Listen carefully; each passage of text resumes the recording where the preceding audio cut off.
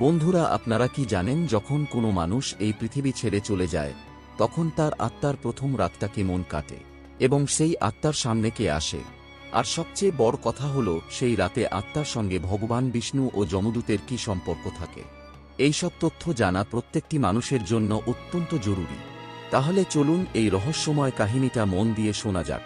কিন্তু বন্ধুরা, ভিডিওটা শুরু করার আগে আপনি যদি আমাদের চ্যানেলে নতুন হয়ে থাকেন তাহলে চ্যানেলটি সাবস্ক্রাইব করে রাখুন। আর কমেন্ট বক্সে বলুন আপনারা এই ভিডিওটাকে কোথা থেকে দেখছেন। বন্ধুরা, কখনো কি ভেবে দেখেছেন, যখন কোনো মানুষের শেষ নিঃশ্বাস বেরিয়ে যায় তখন সে কেমন অনুভব করে? গরুর পুরাণ বলে, যখন আত্মা তার শরীর থেকে আলাদা হয় তখন সঙ্গে সঙ্গে এক অদ্ভুত শূন্যতা তাকে ঘিরে ধরে। তখন আত্মার কাছে তার শরীর থাকে না। সে ছুঁতে চায়, কথা বলতে চায়, কিন্তু চাইলেও কিছুই করতে পারে না। তার হাত শূন্যে ভেসে থাকে। সে আপনজনদের জড়িয়ে ধরতে চায় কিন্তু পারে না। সেই সময় বাড়ির দৃশ্য হয়ে ওঠে অত্যন্ত কষ্টদায়ক। আপনজনেরা কান্নায় ভেঙে পড়েন। কেউ মৃতদেহকে ছুঁয়ে কাঁদতে কাঁদতে বলে, ওঠো, আমাদের ছেড়ে যেও না। কেউ আবার ঈশ্বরের কাছে প্রার্থনা করে। কিন্তু আত্মা নিঃশব্দে দাঁড়িয়ে সবকিছুই দেখতে থাকে। সে চিৎকার করে বলে, আমি এখানে আছি, আমি এখনো বেঁচে আছি, আমাকে ছেড়ে যেও না। কিন্তু তার সেই কথা কেউ শুনতে পায় না। প্রথম রাত্রি আত্মার জন্য সবচেয়ে কঠিন হয়, কারণ তখনই তাকে তার পুরো জীবনের স্মৃতি দেখানো হয়। যেন সিনেমার রিলের মতো একের পর এক সব কর্ম তার সামনে ভেসে ওঠে। সে কখন কাকে সাহায্য করেছে, কখন কাকে কষ্ট দিয়েছে, কখন মিথ্যা বলেছে, কখন ভালোবাসা দিয়ে কারো পাশে দাঁড়িয়েছে, প্রতিটি মুহূর্ত তার সামনে আসে। সৎকর্ম দেখে আত্মা শান্তি অনুভব করে, কিন্তু পাপকর্ম দেখলে ভয়ে কেঁপে ওঠে।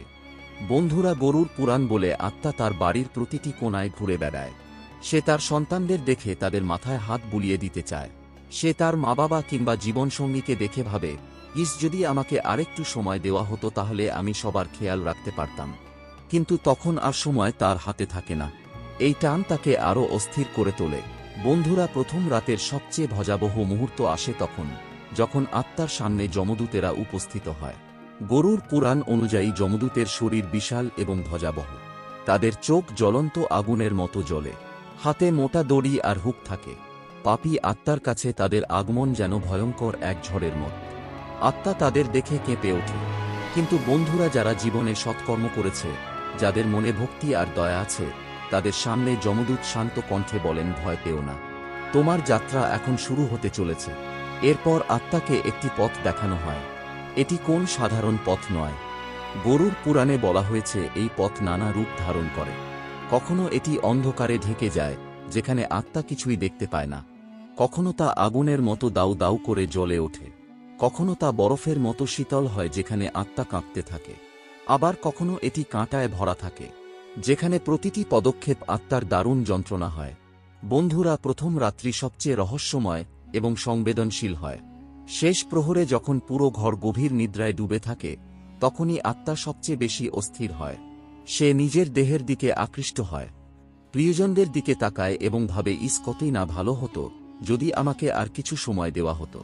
কিন্তু নিয়তির নিয়ম হল, সময় শেষ হলে আত্মাকে যেতেই হয়। গরুর পুরাণে লেখা আছে যে আত্মা প্রথম রাতে নিজের কর্ম দেখে অনুশোচনা করে সে পরবর্তী 11 দিন ধরে বারবার ভগবানকে স্মরণ করে। আর যে ভগবান বিষ্ণুকে স্মরণ করে তার পথকে স্বয়ং ভগবান আলোকিত করেন। এই কারণেই সনাতন ধর্মে বলা হয়েছে, মৃত্যুর প্রথম রাত্রি অত্যন্ত পবিত্র। সেই সময়ে পরিবারের দ্বারা করা মন্ত্র উচ্চারণ, দীপদান আত্মাকে শক্তি ও শান্তি প্রদান করে। তাই বন্ধুরা, যখনই আপনাদের কোনো প্রিয়জনের মৃত্যু হয়, সেই প্রথম রাতে প্রদীপ জ্বালাতে ভুলবেন না। ভগবান বিষ্ণুর নাম নিন এবং আত্মার শান্তির জন্য পাঠ করুন। বন্ধুরা, এই দেহ আজ আছে, কাল আর থাকবে না, কিন্তু আত্মা সে তো অমর। মৃত্যু কোনো শেষ নয়, বরং এক নতুন যাত্রার সূচনা। গরুর পুরাণ আমাদের এই শিক্ষা দেয়, জীবনে প্রেম করো, দয়া করো, কিন্তু কারো হৃদয়ে কষ্ট দিও না, কারণ আমাদের কর্মই আমাদের পরবর্তী যাত্রার পথ নির্ধারণ করে। তো বন্ধুরা, এই ছিল আজকের ভিডিওটা যদি ভালো লাগে তাহলে একটা লাইক দিয়ে চ্যানেলটাকে সাবস্ক্রাইব করে দিন।